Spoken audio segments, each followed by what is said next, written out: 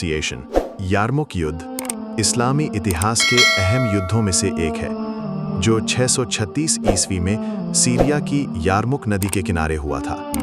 ये युद्ध राशिदून खिलाफत और ताकतवर बाइजेंटाइन साम्राज्य के बीच हुई थी।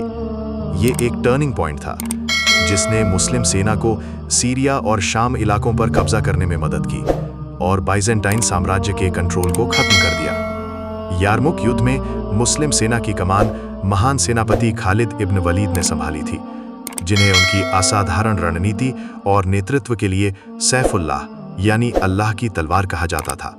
मुस्लिम सेना लगभग 30,000 थी, जबकि बाइजेंटाइन सेना लगभग 2 लाख थी।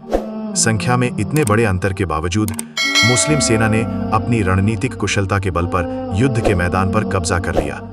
ये युद्ध कई दिनों तक चला और खालिद इब्न वलीद की चतुराई भरी लीडरशिप के कारण मुस्लिम सेना ने धीरे धीरे रोमन सेना को पीछे धकेल दिया।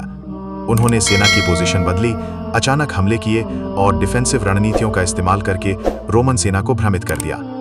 रोमन सेनापति बहानारस युद्ध के मैदान में हार गए और उनके कई सैनिक यारमुक नदी में डूब गए।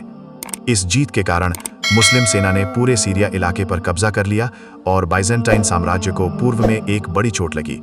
ये युद्ध सिर्फ भूभाग पर कब्जा करने के बारे में नहीं था, बल्कि ये मुस्लिम उम्मत के आत्मविश्वास और राजनीतिक ताकत का प्रतीक बन गया। इस्लाम तेजी से सीरिया, फिलिस्तीन और जॉर्डन में फैल गया। यारमुक युद्ध इस्लामी जिहाद, लीडरशिप, एकता और बलिदान का एक असाधारण उदाहरण है।